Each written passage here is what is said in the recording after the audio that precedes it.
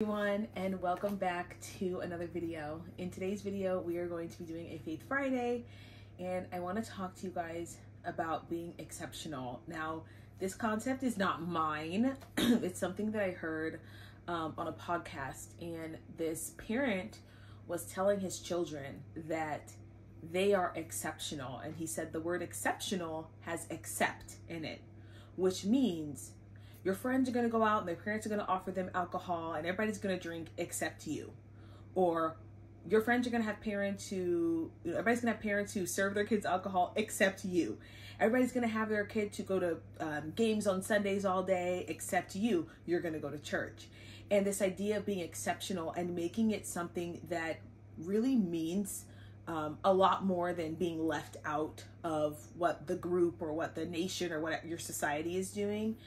And I just love that, but I was also super convicted about it because we live in a world right now where Christianity particularly is seen as something that's foolish.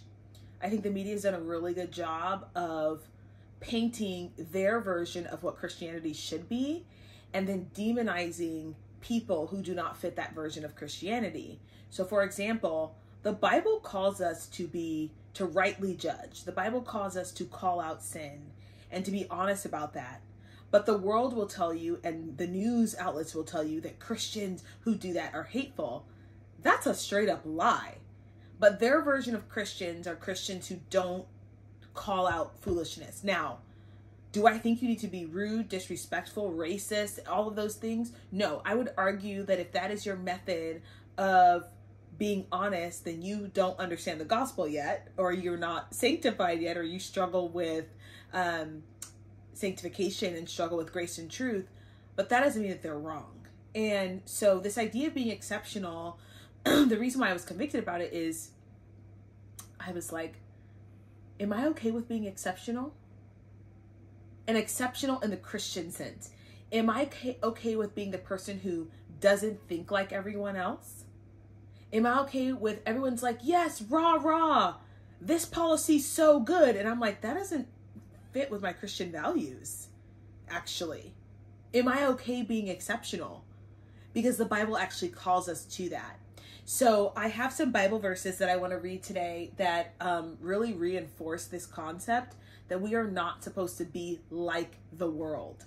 If you find yourself aligning with a lot of worldly values, then I would caution you to read your Bible and reread some things so that you can make sure that you're not conforming to the world. And this is not a condemnation, because I too am someone who can very easily, if I'm not in my word, if I'm not reading my Bible, if I'm not doing my devotionals, if I'm not at church every week, I can be someone who slips into whatever the culture is doing. And I remember a couple years ago, clapback culture was a big thing, right? Like how much can you hurt someone with your tongue when they do something foolish to you, or when they do something disrespectful to you, or when they do something hurtful to you? And I was reading Proverbs, and it was like, part of being wise and part of being a Proverbs 31 woman is knowing when to open your mouth and when not to. And that when you answer people, have your answers be seasoned with salt. Like have your answers be gracious and kind. And in other words, don't be a clapback queen. And so it was interesting that in that moment where clapback culture is exactly what everybody wants, what the Bible says to do is to do something different, right? So I'm going to read the first verse, which most of you guys will know. And then I have I have notes on my phone, but I want to read them. Okay, 12:2. Romans 12:2. And be not conformed to this world, but be ye transformed by the renewing of your mind, that you may prove what is good and acceptable and the perfect will of God. And I don't really know how else to say that, because that's exactly what this verse is. The verse is very clear. Do not be conformed to this world. So do not look exactly like the world. There should be something different about you. And if people can't tell that there's something different about you, then that means that you probably need some renewing. And this is something that I tell myself all the time. I have to do self-inventory. How am I exceptional? How am I someone how am I demonstrating that I do all of that except this? Whether it be with your speech, whether it be with your actions, whatever, right? For me, with work, like a lot of people always want me to like train clients Sunday mornings. I go to church on Sunday mornings. No, sorry, I'm not available to the afternoon. No, I'm not going to train your athlete. I don't care how much money you pay me. Like, it's not worth betraying God for that, right? For me, okay? So the next verse is Mark 8, 34 through 35. So let me pull that up for you guys. I like my Bible.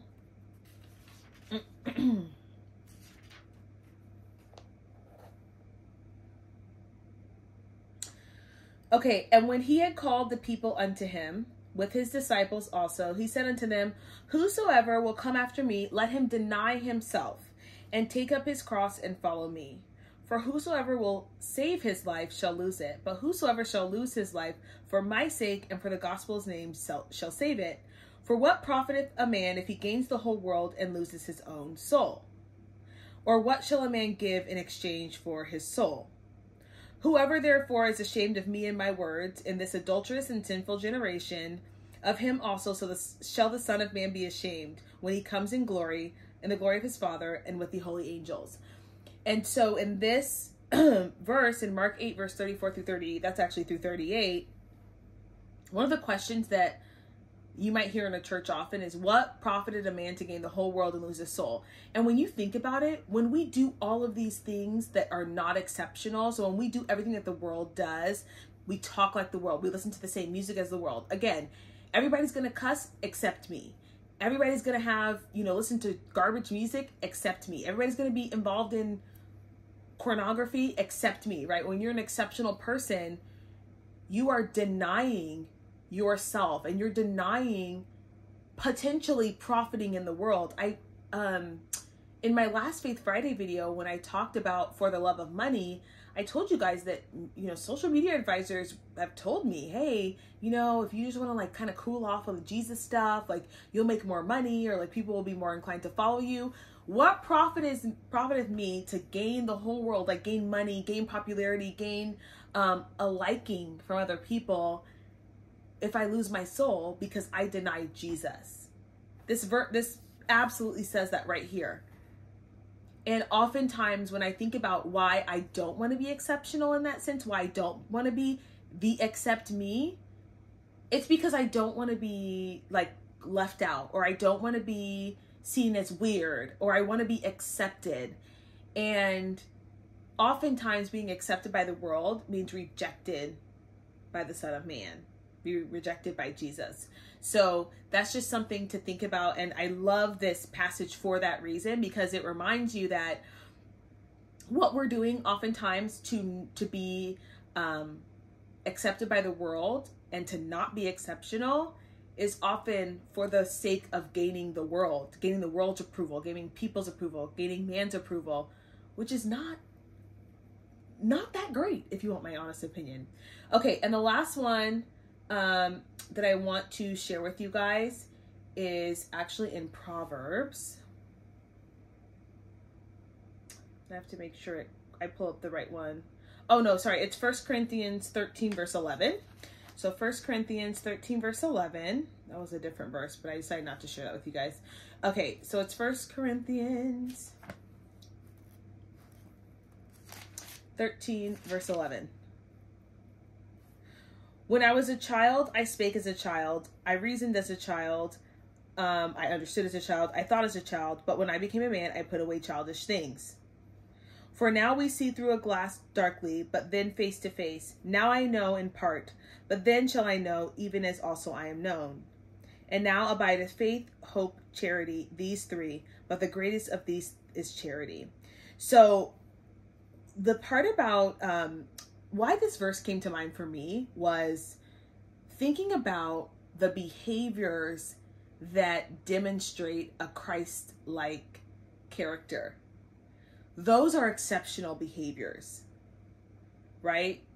Behaviors that are different from maybe how a child would act. That's literally what I was thinking. Like when children have they have outbursts, and they don't have any grace because they don't understand grace. They don't understand compassion. Those are literally traits of children, but those are also, you guys, traits of like kind of the adults in this world right now. Just absolutely no rationale, lacking nuance, lacking compassion, lacking grace. And I was thinking to myself, okay, am I acting like a child, or am I acting like a child of God? Am I acting like a child, or am I acting like a child of God? Because acting like a child will put me right in line with everyone else. Acting like a child of God will make me exceptional. So my goal over the next couple of months is to take inventory of my life and go, okay, where am I going to be exceptional? What am I going to do that makes me different from the world? Whether that's in my marriage, whether that's in my work, whether that's in my relationship with God, whether that's in my interactions with people. Where am I going to be an accept person? Everybody except me. Where am I going to do that to demonstrate my commitment and sacrifice to the Lord? And I encourage you to do that. If you guys want to leave your exceptions in the comment section below, I think that'd be really cool if we started this sort of like movement of being okay with being exceptional. Everybody except me. I think that'd be really cool. I think I'll leave my comments too below. So let me know what you guys are going to be exceptional at. And don't forget to like, share, comment, and subscribe. If you think this video is going to bless someone or help someone, I think this is really cool for kids who are in families of believers, because I know when I was growing up, sometimes it was so hard to be different. And I just love this definition. So if you guys want to share this video, do that. Otherwise, I will see you guys in the next one. I'll see you guys in the next Faith Friday. Have a beautiful, wonderful day.